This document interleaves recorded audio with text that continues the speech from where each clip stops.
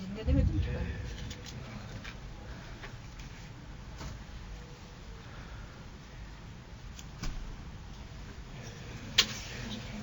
Yes, distinguished chair and scientists. And because I represent the ministry, of course I have to abide by some rules. I have not prepared a presentation because everyone looks at the screen, no one listens to the speaker, and I talk a bit fast anyway, so we're going to be finished fast. I'm a pharmacologist by profession. I was a faculty member at a university. Now I've been working at the ministry for 11 months. I have an article in the magazine, and I also was a speaker at your Congress 3 years ago. So I'm one of you, in a way.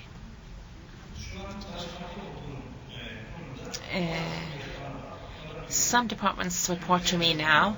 One is clinical medication research, pharmacovigilance, pharmacopoeia, and consumer protection.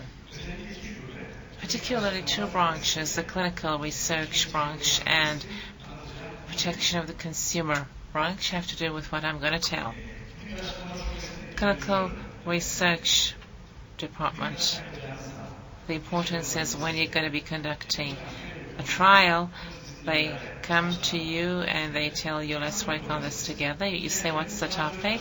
And it's usually a phase 4 trial or an observational trial.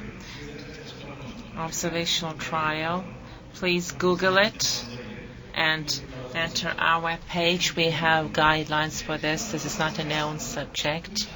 In fact, it is a trial, but it is not phase 4 or it's not observational. It's a seeding trial. So what are they seeding? Let's start with that. The objective is a new medication. There's no trial, but they ask you to write an article. They try to prepare you for its use.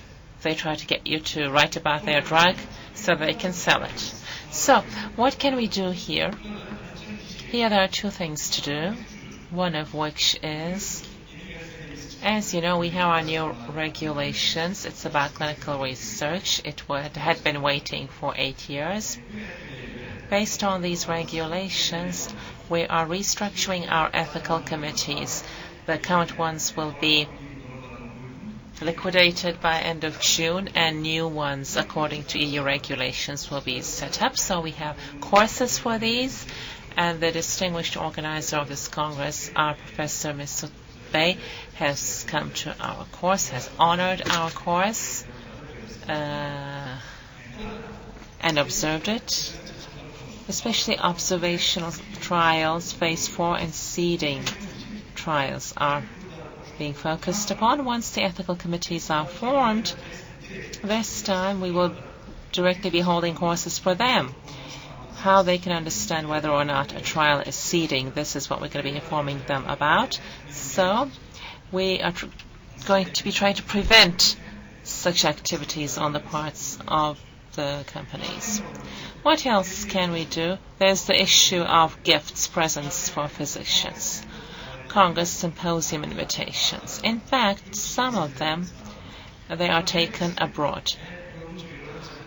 If these things are done in the right manner, they may be assumed to be ethical, but to a large extent they're not. So what are we going to do about this? Now, my second department comes into play here, protection of the consumer department, all kinds of congresses, etc. We evaluate those, but not the applications by associations. It's pharmaceutical companies. There's such a congress. We would like to support it. What you say, they say, and we review. For instance, a congress in Antalya in July. No, we don't allow this. What are you going to do in Antalya in July? Not you personally, but what are the companies doing there? Because it's expensive. Such an expensive congress that's probably being financed by the drugs. Or a congress in Uludağ in winter time. We have prohibited all of those.